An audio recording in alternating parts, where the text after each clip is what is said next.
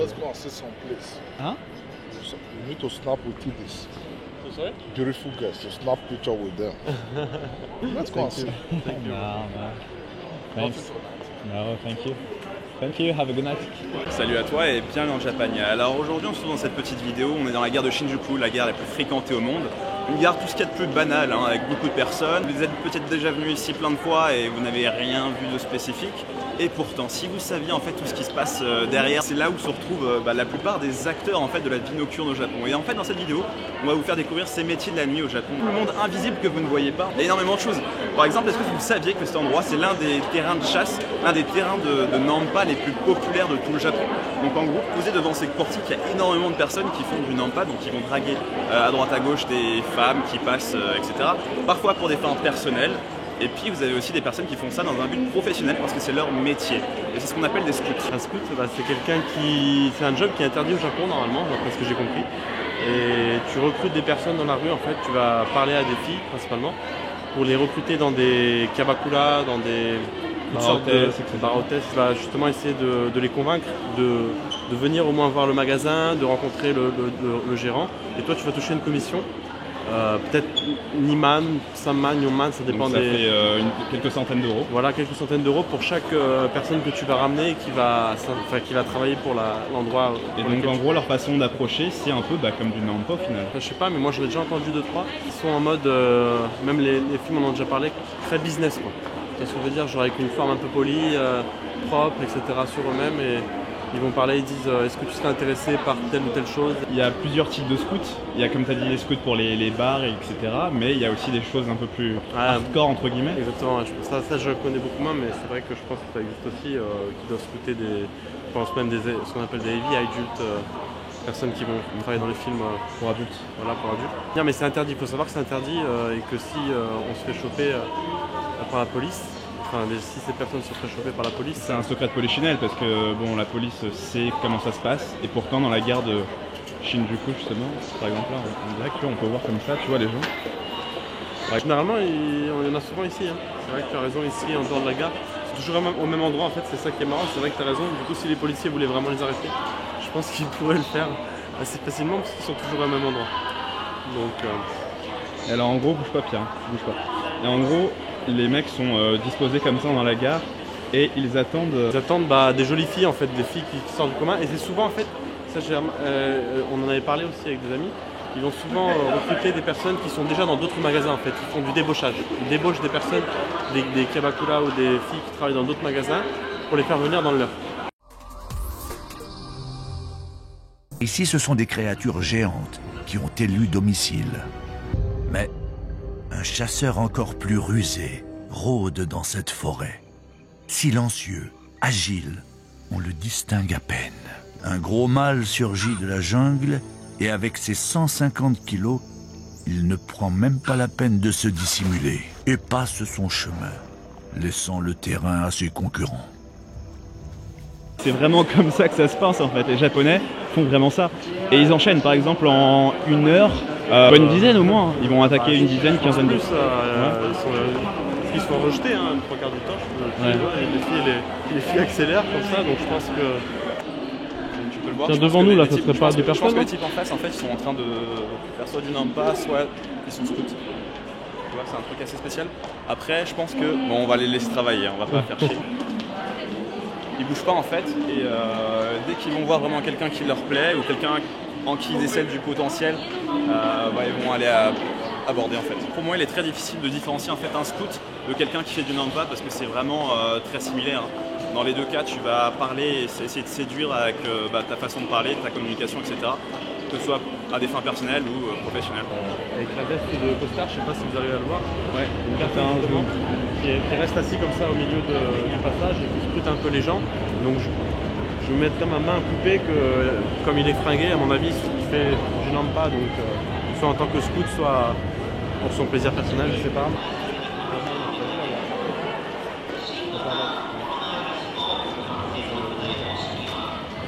quand vous venez à Shinjuku, ouvrez les yeux, vous verrez des types qui ne bougent pas, figés sur place, un peu stylisés. Eh bien, ce sont certainement des Nampashi par exemple. Regarde, tu vas voir le mec là, regarde là. Alors là, regardez bien. Regardez le prédateur japonais qui a repéré sa cible. Sa proie est en ligne de mire. Il effectue une manœuvre tridimensionnelle pour pouvoir frapper la cible en plein cœur quand celle-ci ne s'y attend pas. Donc là, voilà.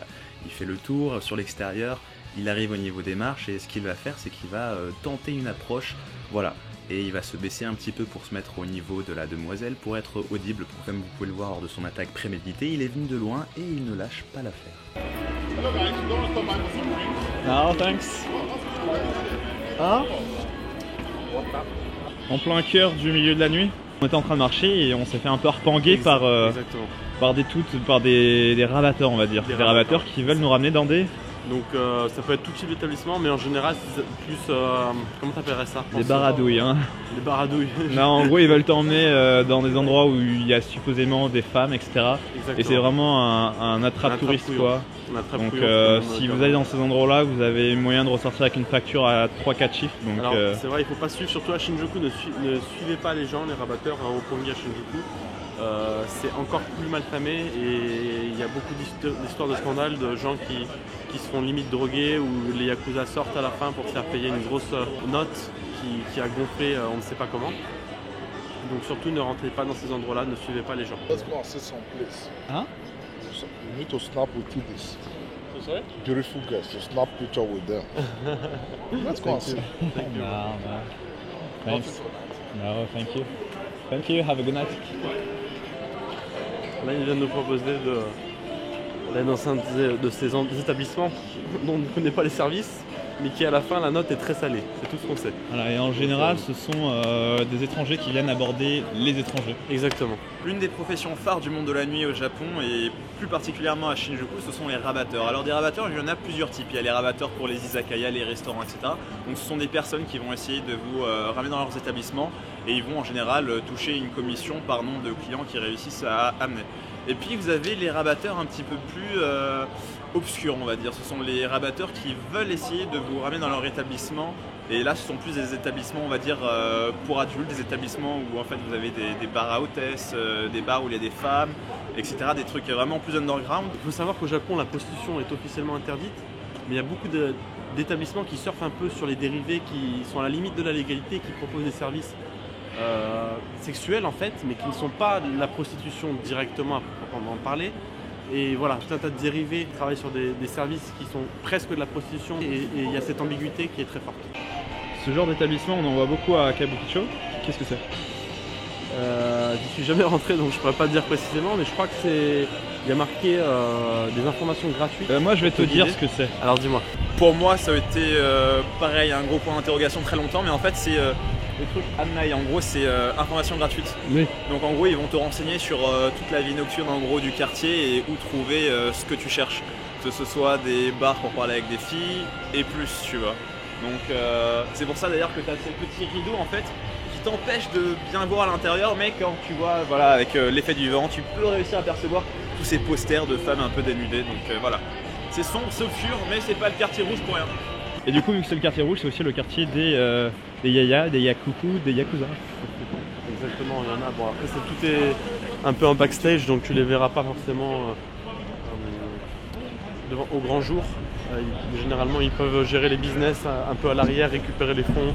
Ah, c'est bien sûr, c'est eux qui gèrent tout ce quartier et tous les comptes de ces business, bien sûr.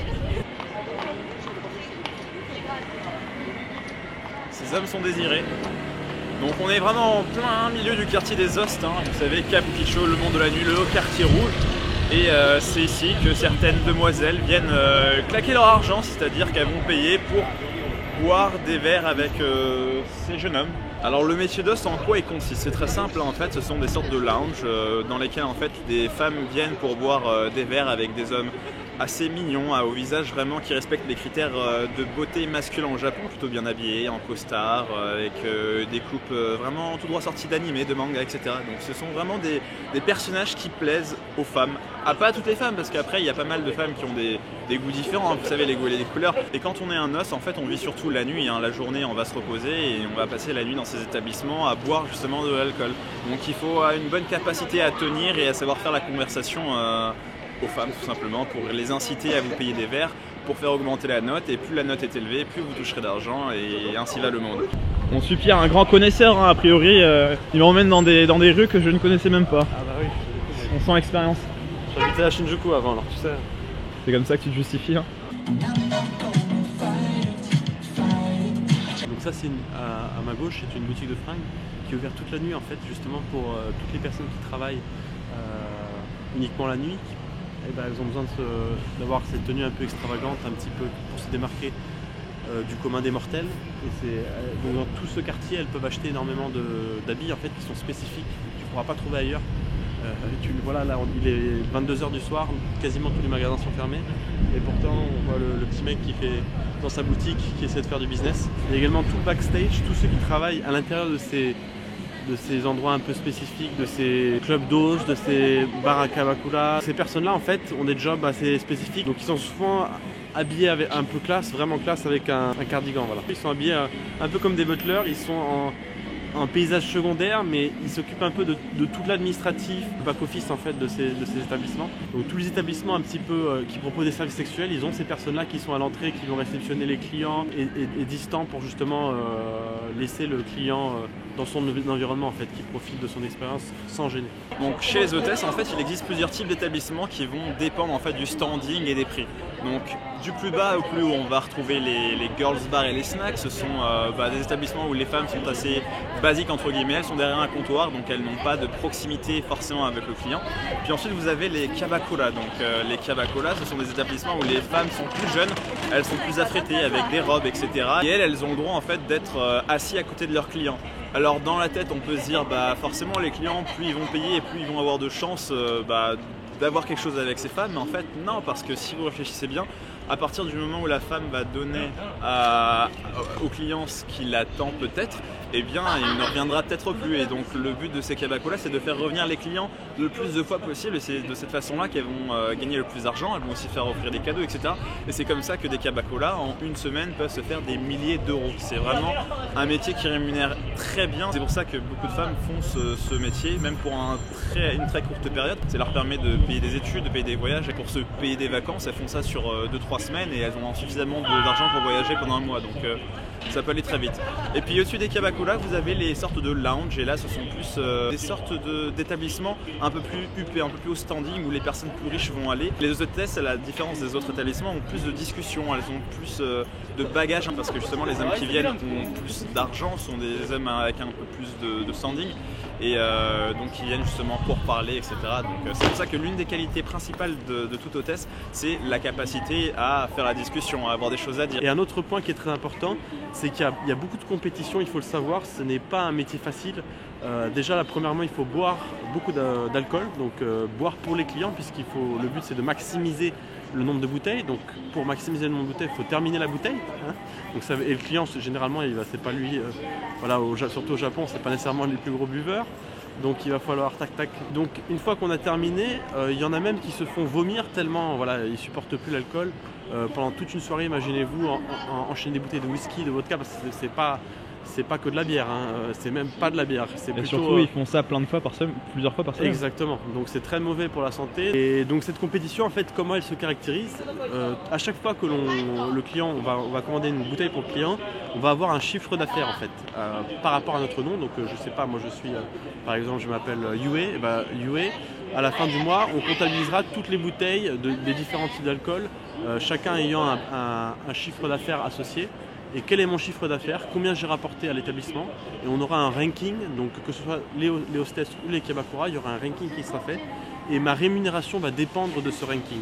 Et donc j'ai tout intérêt, non seulement pour ma notoriété vis-à-vis de mes clients et vis-à-vis des autres hosts et de l'établissement, à terminer premier. Et donc c'est ce battle un petit peu à la consommation, où on va demander à nos clients, s'il te plaît, aide-moi, ce mois-ci il faut vraiment que je sois le meilleur, ou je sais pas, j'étais 5e, il faut au moins que je sois 4e. On va avoir la pression du manager qui va te dire, si tu continues à être avant-dernier, on va peut-être se séparer de toi, ici on veut que les meilleurs, etc. Donc il y a beaucoup de compétition. C'est pas un job facile. Est-ce que tu considères que ce sont des métiers qui sont dangereux? Alors non, parce que c'est bien régulé. comme on l'a dit tout à l'heure, c'est géré par la pègre, par les yakuza, etc. C'est vraiment très, très quadrillé, très ordonné. Donc s'il y a le moindre souci, ça va être très vite réglé, tu vois. Et les femmes sont plutôt bien encadrées. Il y a des règles assez strictes. Pour rebondir, on parlait justement de ces personnes qui sont un peu en back-office et qui peuvent intervenir si jamais il y a un problème avec des clients. Bien sûr. Alors quand tu rentres dans un établissement, tu les vois pas forcément. Tu vois pas forcément toutes les personnes qui travaillent dans l'établissement. Et pourtant elles sont là. Donc s'il y a un moindre souci, tu vas voir 50 personnes sortir d'un coup. Donc c'est pareil pour les gens qui disent que ce quartier du coup est l'un des plus dangereux de tout le Japon. Eh bien tu vois, tu peux t'y balader en étant même une femme seule. Armée d'une grosse caméra. Même avec une grosse caméra, personne ne va venir te faire chier. Et puis même si tu es une femme seule, la seule chose qui peut être enquiquinante, ce seront les personnes qui viennent t'accoster. Donc soit les rabatteurs, soit les scouts. Voilà, tout simplement. Mais si tu passes ton chemin et que tu ignores, il n'y a aucun souci, personne va t'embêter. Il y a un autre métier qu'on peut aussi trouver, ce sont en fait les teneuses de pancartes. Entre guillemets, en fait, ce sont celles qui sont devant les établissements et qui vont essayer d'ameuter le chaland. C'est un peu comme des rabatteurs, mais version un peu plus frivole, on va dire, un peu plus sexy, un peu plus... Qui sont impassibles, généralement qui ne bougent pas. Voilà, elles bougent pas, elles sont là, elles tiennent juste la pancarte en disant bonjour, puis en essayant d'être souriantes, etc. quoi. Donc appâter le chaland. Et voilà, c'est tout pour aujourd'hui, j'espère que vous avez apprécié cette petite vidéo. Voilà, c'était juste une petite brève introduction, présentation de ces métiers de la nuit, mais on est allé à la surface des choses, on l'a effleuré, on n'est pas allé en profondeur. Et du coup, s'il y a certains métiers qui vous intéressent plus que d'autres, n'hésitez pas à nous le dire dans le commentaire. Et du coup, on en fera une vidéo dédiée, puisque vous savez, les hostesses, etc. Il y a énormément de choses à dire. On pourra même interviewer des Japonais, essayer d'en trouver, etc. Donc voilà, dites-nous tout en commentaire. Comme d'habitude, je vous dis merci d'avoir regardé, merci d'être toujours fidèle au poste. Et sur ce, je vous dis tchuss, bye bye, et à la semaine prochaine.